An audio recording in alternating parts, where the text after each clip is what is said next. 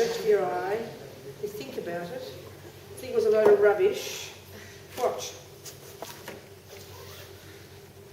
Everything in the Buddhist teachings is leading to this one, leading to the recognition that there isn't the I we think there is, which, as they say, is what finally brings that liberation. I mean, the words sound simple enough. Buddha's saying the belief in this I, in this independent I, is the source of all suffering and keeps us locked forever in samsara. So this is the the wisdom wing is finally the culmination of the wisdom wing is this one, and then you combine that with the infinite compassion on the compassion wing, and then the two of these together brings this idea of becoming an enlightened being, a Buddha. This is the idea. This is what Buddha says. So I mean, initially it just sounds like a. Anyway, whatever. Are there any questions from it? Were there any thoughts that arose in your minds about this? Is it close to psychology when they tell you that this person is not doing this to you, don't take it personally? It's like he has his issues or she has her issues, and they're doing it to themselves, so don't take it personally. Then you're not in pain psychologically. If you don't take it personally, then you don't have the I. It's not an well, I mean, all of that is, you can say, all of that type of talk is in this type of approach, yeah. In other words, and I think we can see it in the world. You see somebody who's more relaxed, easygoing, not so angry, not so arrogant. You can almost say, using the Buddhist view, you could say they've got less grasping at this vivid sense of a self. You can see a person who's really suffering terribly, really angry, really violent, really aggressive, really proud and arrogant, or low self-esteem and tortured and suffering. That's because of this very powerful wrong sense of a self. So the looser that is, the less attachment, less anger, less neurosis, more forgiveness, more kindness, more flexibility. Understand? Yeah, very much. That's in that direction. In that direction, absolutely. I mean, you can't see it. We mightn't have such articulate views about the nature of self. We don't go like that. But if you think of it this way, and this is Buddha's point, either you have, the person who's wild and violent and crazy and delusional and paranoid, or the person who's quiet and soft and mousy and completely fearful and living in, both are symptoms of the same problem, the over-exaggeration of this neurotic sense of a self. And then depending on your character, it manifests this way or that, But in a literal sense, Buddha says, the grasping at this I, the strength of the grasping is the key to your suffering. The more you have that vivid sense of self, the more you have attachment to get what that self wants, the more you have aversion and fears and dramas when it doesn't, and so on and so forth, in this hierarchy, as I keep saying. And what's also fascinating about this, Buddha says all this view applies exactly to all sentient beings. So you could argue the lion, or the animals in general, have got all this stuff multiplied 4 billion times more than humans. And simply because these delusions are so overwhelming in them and they can't access the virtuous qualities. Even look at most humans. I'm not being rude about humans. We should have such compassion. Driven by their need, driven by aggression, driven by fear, driven by drama, almost not even knowing the word kindness, and forget about trying to grow those parts of themselves. This is why it's so marvellous that we even want to become better people, to become a better person on this earth. It's so fantastic. Don't underestimate. Be so delighted with yourself, So the more virtue, the less ego. The more misery, the more attachment, the more anger, the more aggression, the more fear, the more victim mentality, the more the neurotic I, That's the way they talk.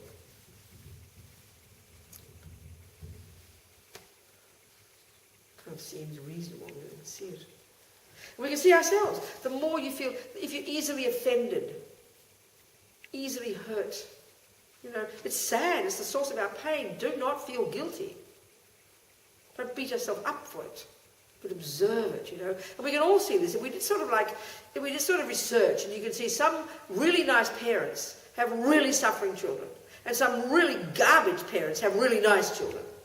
So you can sort of see, and this is very much the Buddhist approach, that, yes, the conditions and the parents play a massive role, that we bring our stuff with us, I mean, this poor German boy, the latest crazy person, unsuffering person, who everybody thought was a nice boy, whose parents adored him, nice, proper, good parents with a nice reputation in their village, And then this shattering news that their poor son was seriously mentally suffering. I'm not going to criticise him.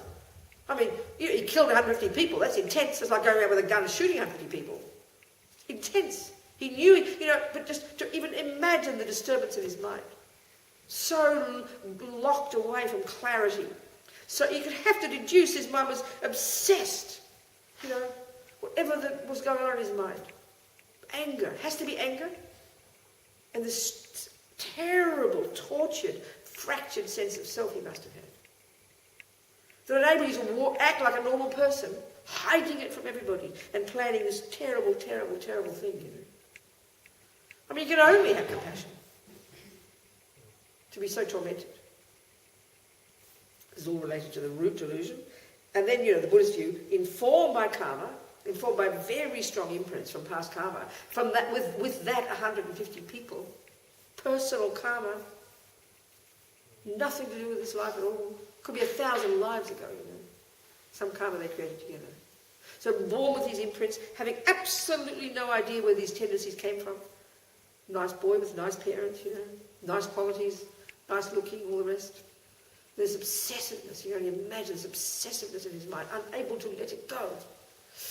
God, if that's not suffering, I don't know what is.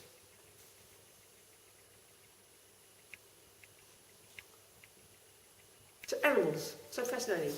In our materialist views, we see them as an absolute different set of, in some sense different. Although we all call ourselves, science says we are also animals, which in a literal sense is true.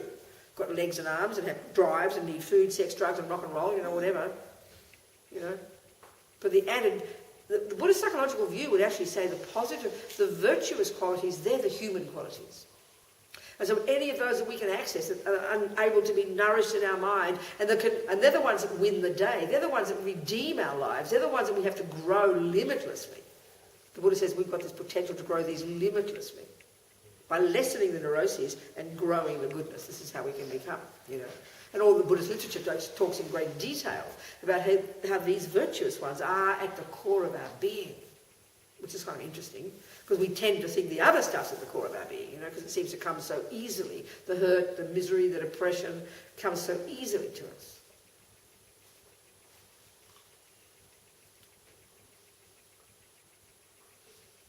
But all the neurotic, a simple way to put it, they're the voices of this unhappy neurotic eye. I mean, when they talk about when you're fully developed, like I mentioned, to Basilius, about how you'd be if you were enlightened, just trying to even think of it psychologically. When you have this astonishing levels of empathy and compassion with others. It's way beyond the level we think is normal, because I think all of our models of the mind in our culture tend to assume that some attachment, some anger, some pride, some jealousy are normal. And to not have any sounds a bit weird to us. We can't conceive of this.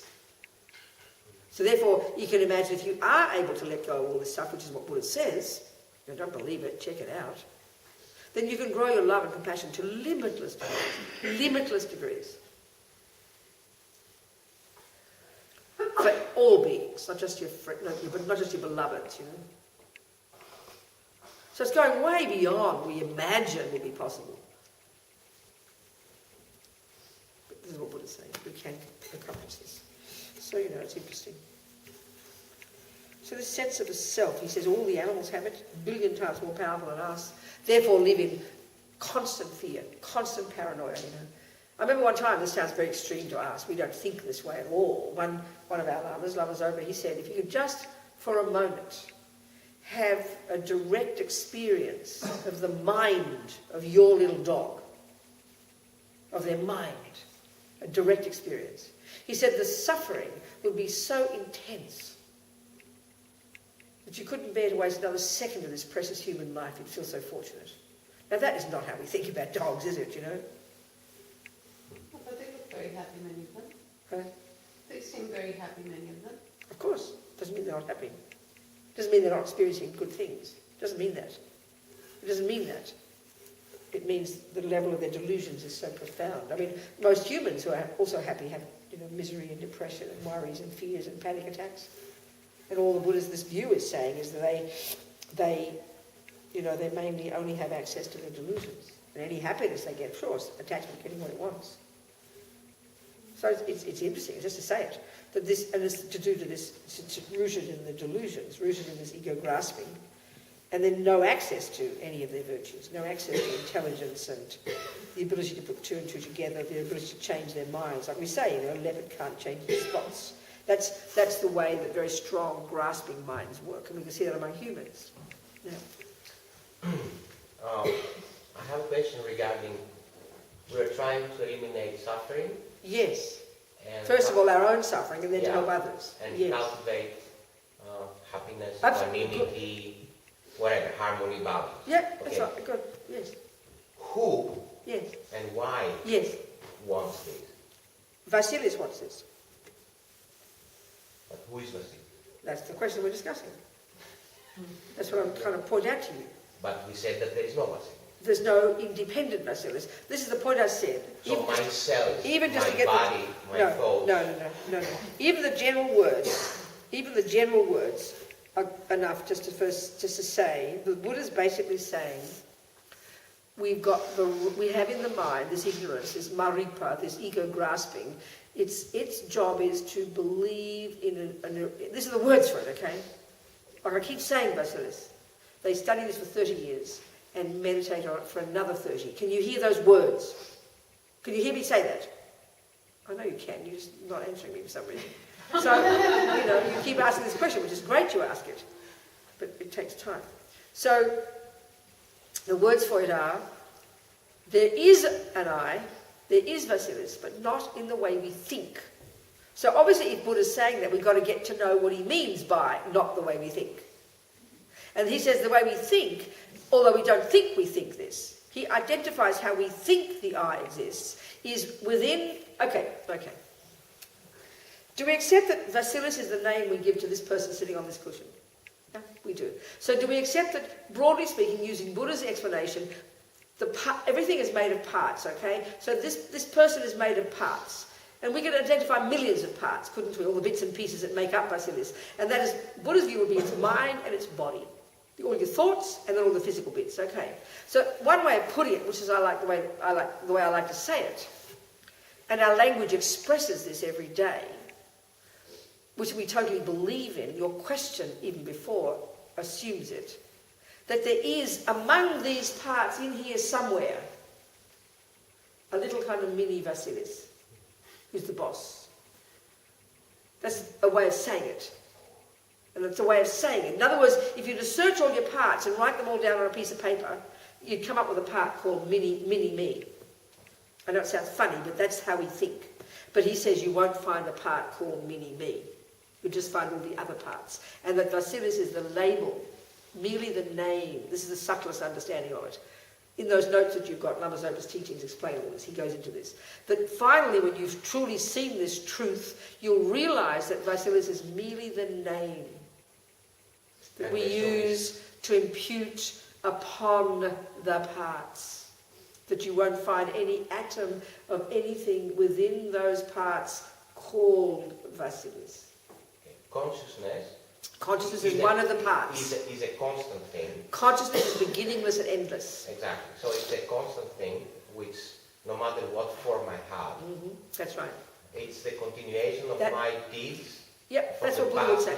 That's exactly right. Buddha would say that. In this sense, can we assume that this consciousness is the one that has a preference to the happiness?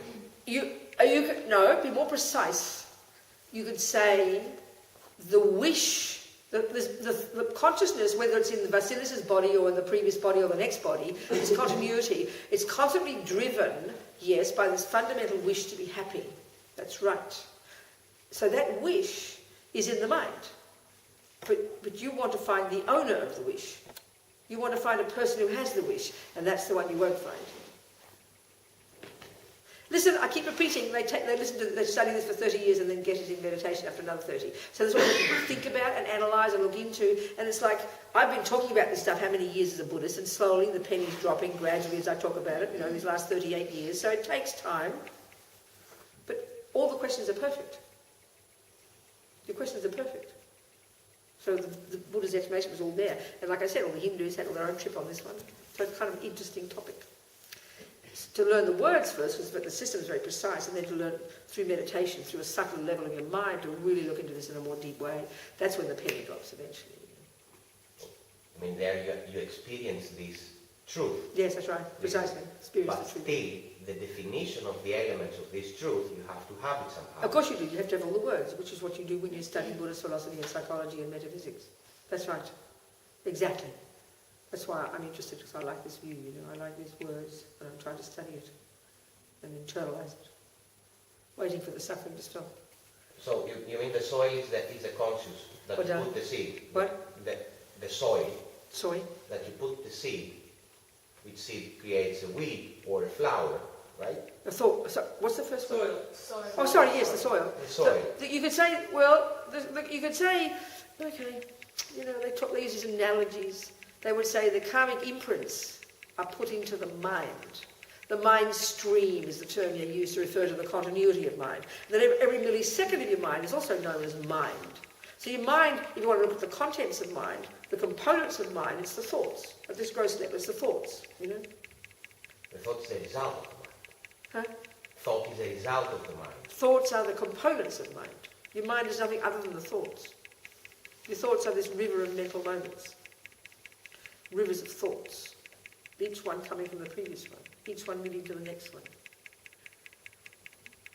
And the negative thoughts in kind of... That's why they use it as an analogy, because there's no seeds in a thing that doesn't exist. There's no seeds in a thing that's not physical. So they use the analogy of seeds and fruits. It's the best you can say. Yeah, that's sure. I don't have soil in my head. That's right. Yeah. That's right. So the belief in the inherent I, the belief in the independent I, which is they call ego grasping, which is brings a strong sense of a separate, lonely, bereft, unhappy little deluded little me, gives rise to strong attachment to get what the me wants, which gives rise to anger, and all the things we do on the basis of those program the mind in negativity and suffering, which then when meets the future conditions called the sentient beings we've harmed and the sentient beings we've helped and all the things, this manifests as our future experiences, And then the virtuous states of mind, which are at the core of our being. When your mind is fully developed, it's just completely full of goodness, there's not possibility of anything but goodness and wisdom, then that produces constant happy experiences, positive experiences, bliss and joy and love and blah, blah, blah, blah, blah, blah, blah, blah, blah, blah, blah, blah, blah, blah.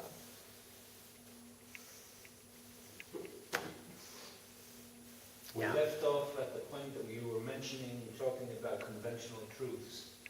Yeah, well, the conventional truth here, this is all the one about emptiness. I was looking at the word, I haven't used the word emptiness much, but if you will look at the two truths, a way of packaging the Buddha's entire approach to how things exist. And why he wants us to understand how things exist is because he says right now we're living in la-la land about how things exist. So, he divides the entire universe in this particular context into the conventional things, truths, microphones and couches and people and things and hell realms and whatever is said to exist.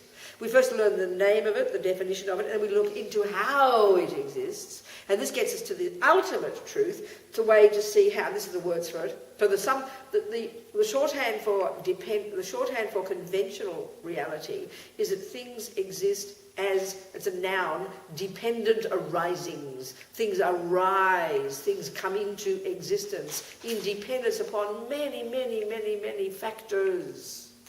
But you won't find anything among those factors that is that thing, because it is nothing other than the coming together of all those dependent arisings. So again, we come to the point of, it is in the eye of the beholder. What? Whatever, everything. Well, that's certainly one conclusion you definitely come to. Yes, the Buddha would say that when you then look into the particular dependent arising called an I, which is how we've been doing, or could be the same discussion about a microphone or a flower or whatever, that you analyse how that self exists. And we're going to find, finally, ultimately, when we get to the final conclusion, after all the analysis and much meditating, we're going to come to the conclusion that I, self, is merely the name imputed by a mind upon the parts. To differ from the other batch of whatever that's called Sophie, Coffee cup. or coffee cup, or whatever. Everything exists like this, Buddha says. You name it, you establish it, you define it, you accept it as a conventional truth, and then Buddha says that's fine, we get it right to the extent that we can say there's Vasilis and this is a cushion and that's a cup, but he says we don't realise that these delusions in the mind are projecting on top of, as Lama Zopa puts it, delusions in the mind, especially the ego grasping, the root one, are projecting, are decorating on top of what is there, layers and layers of characteristics that just aren't there. So, for example, in relation to chocolate cake, we first established that, that brown triangle. It's correctly labelled as chocolate cake. Nothing wrong with that. And it's sitting on a plate. That's a conventional truth, like Robina's holding a teapot. But when we start to analyse the actual entity, the nature of that chocolate cake, we're going to start to investigate to look for the inherent chocolate cakeness in the chocolate cake. But the Buddha says, like you won't find an inherent Vasilis in the parts, you will not find anything that is able to be pointed to as chocolate cakeness within the chocolate cake. That's the intention of the parts that make Vasilis to be named Vasilis. What? Say it again. What? I said that the 3 billion cells that they create Vasilis as a form, they have conventionally decided that this will be named Vasilis. No, they don't decide anything. Because in order they cooperate for a purpose. No. You determined to find a self in them, Vasilis. You just definitely want to find a self. There's no such one. Hang on. Keep going with the cake. Okay. So one of the key functions of these delusions is they over-exaggerate. They embellish. So, as Lama Zopa says, the delusions in general, and they all got their own job, they decorate on top of what is there, layers upon layers upon layers of characteristics that just aren't there. So we take that to the nth degree. Then we observe attachment is the typical mind, the thoughts, the embellisher, the exaggeration would exaggerate when the eyes observe that shape and colour, and attachment races up and informs the picture. What attachment sees is a really delicious, divine chocolate cake.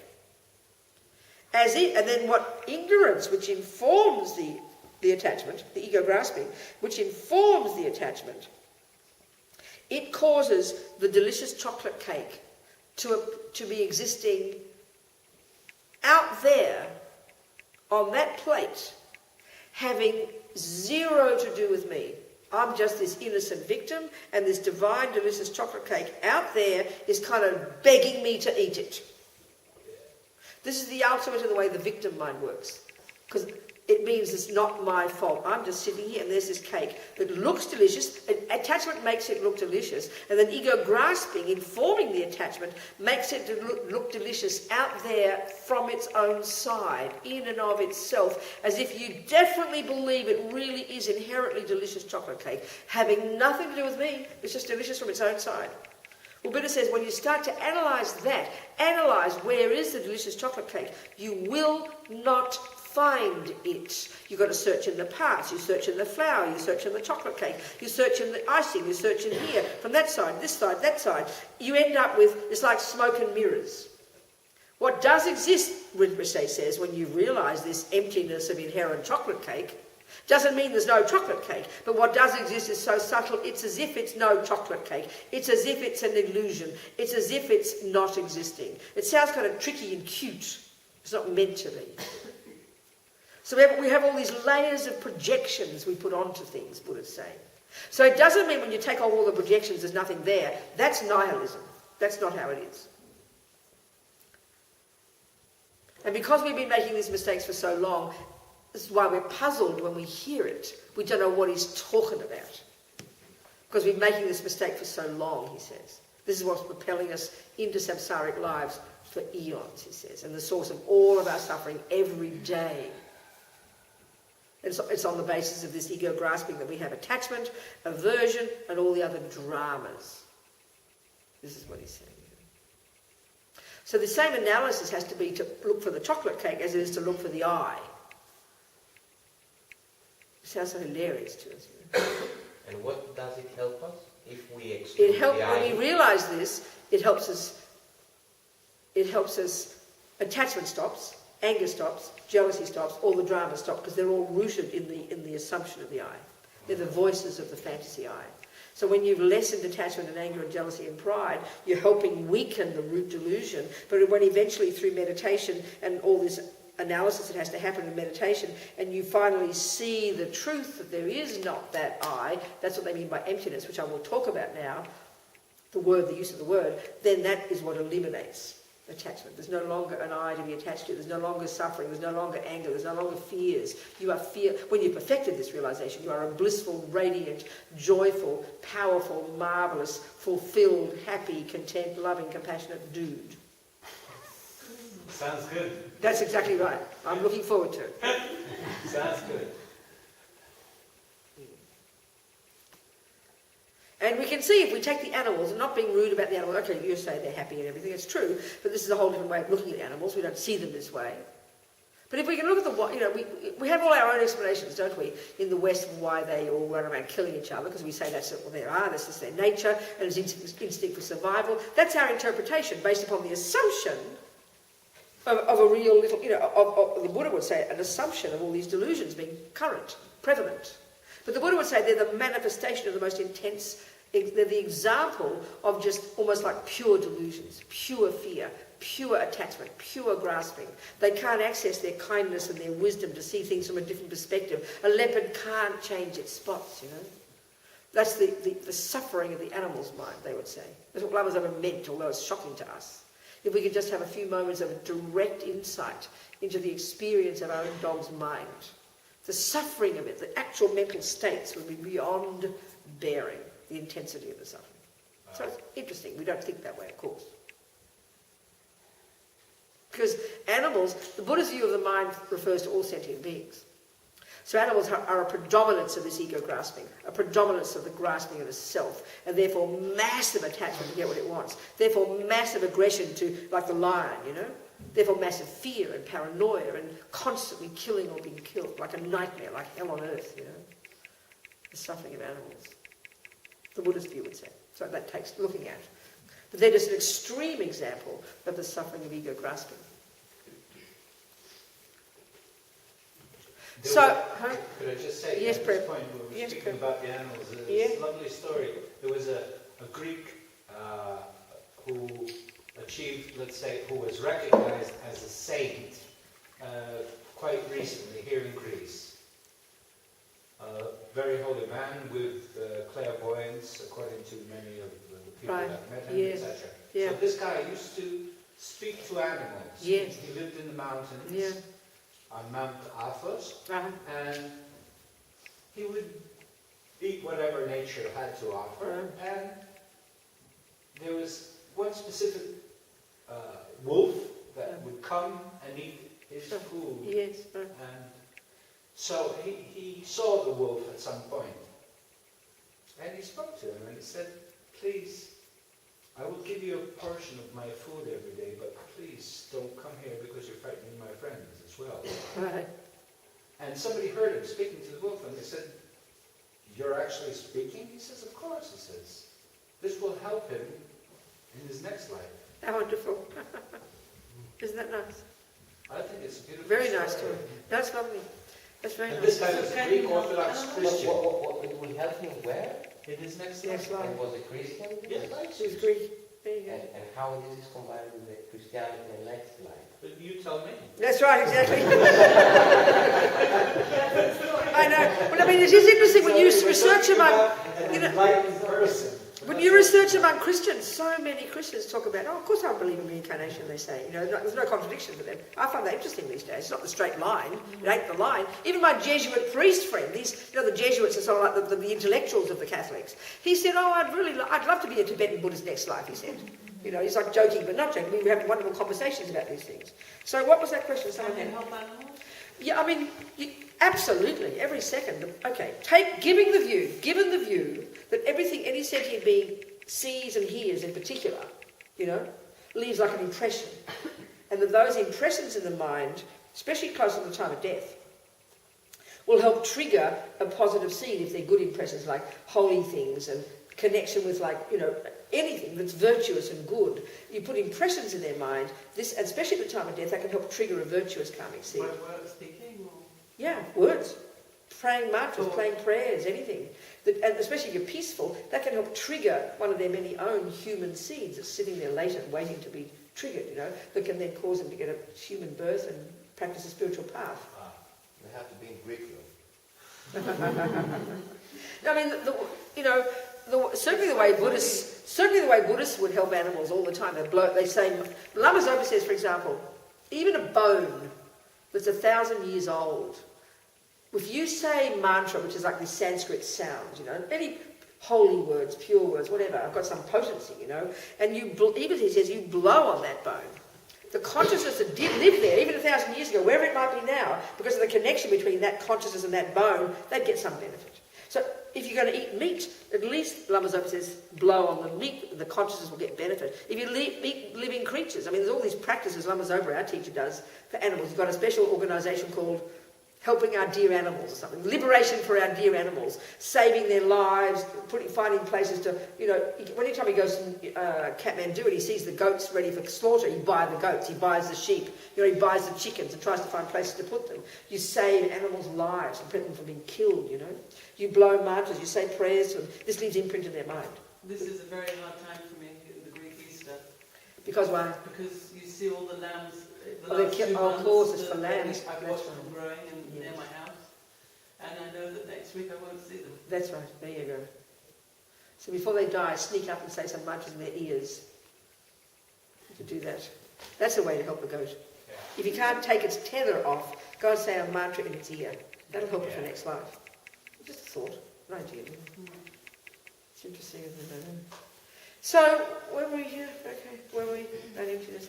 Robin came to truth and emptiness. That's it. Well, you see this, I mean, if you've read any of the Buddhist literature, you're going to come across this word emptiness. And it's beyond confusing to us. All we're talking about is the theories of emptiness in this discussion. I haven't used the word.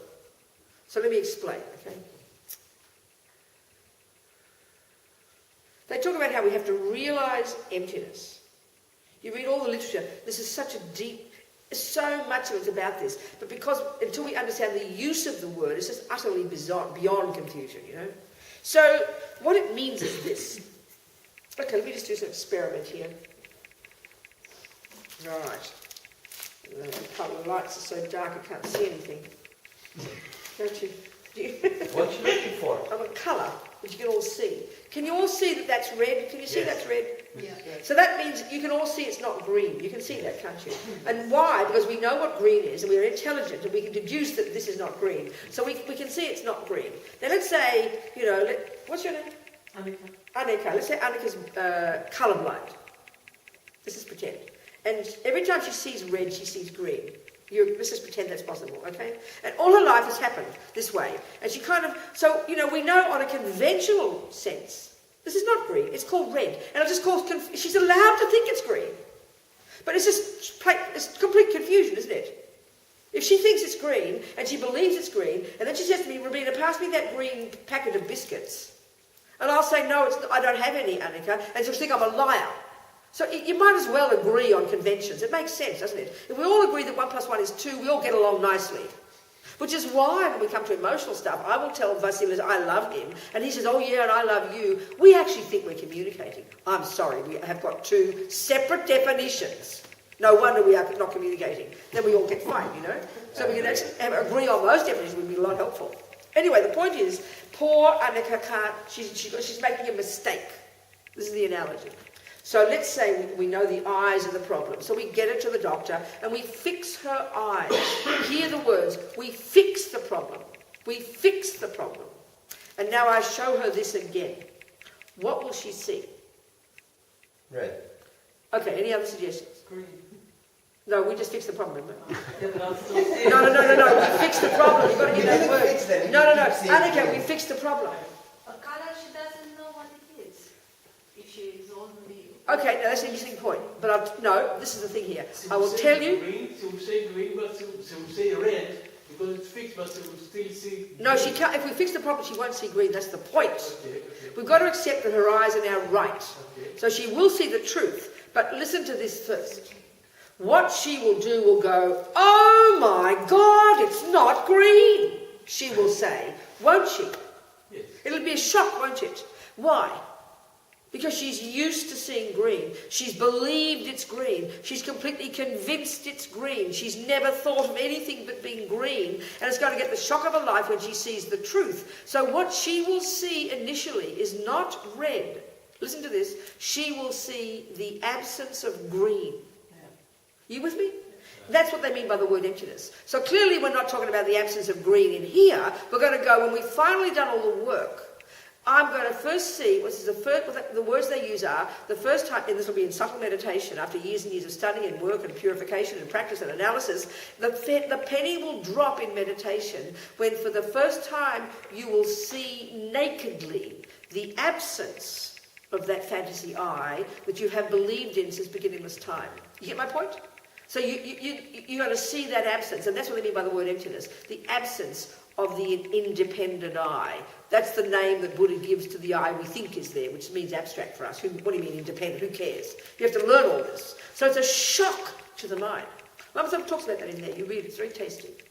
So what I'm getting at is this. It's like, okay, another analogy would be like this. Let's say, okay, one of the commonest misconceptions when people study Buddhism is when they think, oh, there's no I, they hear. It's kind of like you chuck it all out, oh, there's nothing there, well, I might as well kill myself. It's all nihilistic and depressing.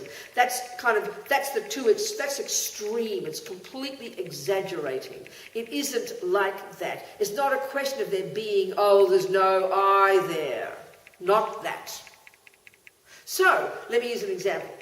Let's say Annika has, she's convinced that she's got 20,000 euros in her savings account.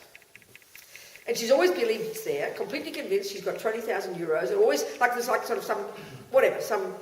she's believed it's there.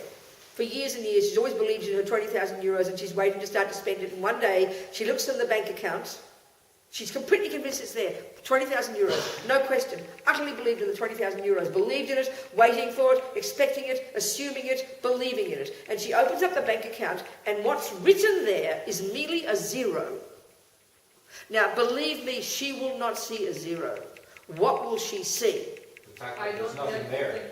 No, I don't wear the deposit. No, put it into the words I used before. She will see the absence of 20,000 euros. Believe me, if I look up in the bank, I'll just see, oh, there's no euros in your bank, darling. No, she will get the shock of her life. She will see this vivid, powerful thing called the absence of 20,000 euros. In other words, the only person for whom the absence of green exists on this red biscuits is the person who's believed it's green. The only person who will see the absence of 20,000 euros is the person who believed there was 20,000 euros. Right? This is so clear. So this, in other words, seeing the emptiness, the absence of the fantasy I, will be all of us because we believe, Buddha says, for eons, completely instinctively, and everything we've ever done is based upon the assumption of that I, to support that I, to hold the I, to punch and kick, to support the I, to get what the I wants. Everything, all the rubbish we've ever done has been based on the assumption of a real, solid, pointable, findable, independent, definite little me in there who runs the show. And when we eventually, through much work and practice and purification, see nakedly for the first time the absence of that, it's a stupendous realization. It's like this paradigm shift that your mind will make. And they say from that first second of seeing that absence, you are now out of samsara and you are now heading towards nirvana. You can't fall back after that. That's what we haven't done all these eons, Buddha says. So the words are interesting, but the realization of it completely is obviously something else. So that, in that sense, the word emptiness is used. It's got a very powerful meaning. But it's not sort of it's not meant to be nothingness. So, the last thing you see in that bank is nothing. You see, it's like this massive, full experience of, oh my God, there is no 20,000 euros. So, and the absence of something, it seems a bit abstract, but it's a very vivid thing. Like, if Vasilis leaves me for a younger version, in that house, I'm going to be totally conscious every day of the absence of Vasilis, isn't it? So the absence of something is a very vivid thing. It's not just meaning nothing. It's so, because you're expecting it, you want it, you're yearning for it. A person who's lonely, who wants a new boyfriend, every day all they're feeling is the absence of that boyfriend. So it's a very vivid thing, the absence of something. You get my point? Here, though, you're going to see nakedly, realize experientially for the first time, the absence, the emptiness of that inherent I, these are the words they use, that has never existed in the first place. It's a very radical absence, because green could exist. 20,000 euros could exist. A boyfriend could exist. Vasilis did exist. But this absence is of something that has never existed and could never exist. And much of the study and meditation one does is learning the logic of how the I we think is there, which we've never articulated, how it can't be possible to exist the way we think it exists. But one has to unpack it and study it and look at it, and they debate on it and learn it and go into this in great depth, you know. Which again comes from these amazing great yogis in India. Yes, Vasilis. Yeah. Actually, I think we need to clarify between emptiness and nothingness. That's the point, yeah. And the thing is that it's not actually emptiness, but it's the absence. That's right, precisely. Of the I. That's right, darling. Well done. It's not empty. Well done. It is empty, but it's just how they use the word. But you're exactly right, getting this more clear understanding of the use of the word. And one of the commonest mistakes among Buddhists, you read it in the literature, is this idea that you chuck all the bits out and there's no I left, you know. Absolutely not that. Absolutely not that. You're exactly right. You've been a little Buddhist in the past, Vasilis, you can tell. Vasili, I should call you. So listen, you people, it's sort of time to finish. Apparently Tsiki's playing a movie tonight. Yeah, your movie. I know. So this movie, I'll tell you the history of it. There's a bunch of copies to sell too, I'll tell you why. What happened is my nephew was 19 when he made this movie back in years ago. It's an old movie, 15 years old. I was based in the States. And I've seen all my nephews, I've got millions of nephews and nieces, and they've got this, and he's been a movie maker since he's like 5. He's the son of my sister Polly, who's a painter. And ever since he's a kid, he's just known he's a movie maker. So when he was 19, he emailed me and said he wanted to write a script about my life. And I kind of joked and said, well, Amiel, his name is Amiel. I said, Amiel, come make the movie. I meant it as a joke, and he took me seriously. He's very ambitious, very committed. So he got some funding from SBS in Australia, his channel, and got a bunch of, digital. And his friend Vinny, he always introduced Vinny as his cinematographer. They're both 19, these boys, came to America. I organised their stay. I went to a bunch of centres on the East Coast, and then he was filming, basically. And then I organised a visit to the prison, Kentucky State Prison, which is very unusual because these prisons are so paranoid. But this guy there was so open and so kind. It was really very amazing, actually. And some of the best part of the movie is this, you'll see it, with the prisoners. It's very moving, So anyway, the movie's about 52 minutes or something, 55. But when he made it when he was 19, it was then chosen at Sundance in 2000 as it was invited as one of these, whatever, and he got a lot of publicity. And then it was in cinemas in Australia, in Melbourne, Brisbane, Sydney, and these things. So in a sense, it kind of launched his career. And I'd been teaching in Australia anyway, and as a result of this, I went into more prisons and so on. But then at some point, then he was also nominated for Best Documentary Director by the Australian film industry. He didn't win it, but he was nominated. So he's been making movies ever since, right? So he has things in Venice, little things. He's not become famous or rich yet, but he's still trying, I suppose. So anyway, the point is here, what happened was these producers, there were 5 people producing the movie, they gave him a bit of funds, and then they fought. After this film happened, they fought, and they split up. So one of the women took view of the properties, including Chasing Buddha. Then she didn't do anything with it. She sat on it, Then she became paranoid and was accusing me of stealing from her, because she gave me permission to do it for fundraisers. So I did it quite professionally, and she thought because it was professional I was stealing. Then Amiel thought for a while I was stealing from her, so it was a bit uncomfortable, So I just sat there for 10 years, nothing happening to it. 12 years, nothing. Nothing happened. Couldn't show it, couldn't sell it, couldn't do anything. So then a couple of years ago, the producers, this woman gave it to Amiel. She gave it to him. So then he said to me, well, Robina, I'll give you 50% of the profit. I knew he wouldn't make it, so I used all my credit cards, because, I wheel and deal and things and have credit cards and whatever, when I was running the prison project. Whatever. So I spent like $20,000 making copies, doing the website, getting copies in the US, in the UK, setting up little friends distributing it.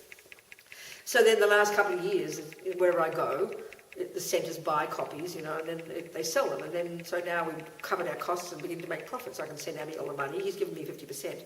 And I've got a trust called the Bodhicitta Trust, which any of my, you know, donations go to, which I do things with to support blah, blah, blah. You know, so any profits from this film, there's a bunch of copies there you can buy if you want. Sure. Yeah, of course. Yeah, so it's going to show tonight, but there's copies if you want to buy one. I think it's also got extra stuff in it. It's got 2.5 hours of all these outtakes from the prisoners, which is sort of some of it's very interesting. And a little interview with me, interview with a couple of my friends on death row through the phone, which is very, you can hear it a little bit. It's very moving. Anyway, that's the story about the film. You mean the copies have extra stuff from what we're going to see now? No, the movie is on the DVD plus the 2.5 hours of extra stuff on the DVD, which I think is selling for €20 or something. But you're going to see the movie tonight, apparently. The movie, the 51-minute movie, yeah. If you want to. That's all. That's the story about chasing Buddha. Chasing Buddha because I was always running off ahead of them. And Vinny used to say, he said, God, we should call this Chasing Buddha, he said. So they did. That's all. Okay, let's go. Good night. I'll see you all tomorrow. All being well. Thank you very much. All being well. Did you remember your meditation? Did you see your dreams as dreams? Yeah. Did you see your dreams as dreams, anybody? Did you wake up and think, amazing, I can't believe I'm still alive. Wow. I got notifications said it. Very good, well done. I did it about 10 minutes after. There you go, well done. Well done. We'll talk about that particular delusion tomorrow, which is really powerful. And it's very similar to the mistake about NTS, seeing ourselves as permanent. We'll discuss that one tomorrow morning. It's very When is your plan to do some meditation? Well, I did have the idea of doing that, yeah. Maybe we'll do tomorrow. I promise we'll do something tomorrow. I'll teach you different techniques so you can get a taste. Yeah. I promise. Yeah. I promise I will do it tomorrow. Good. Okay, darlings. Good night. Thank you so much. Thank you so much. I am thoroughly enjoying you people. I like you very much, all of you.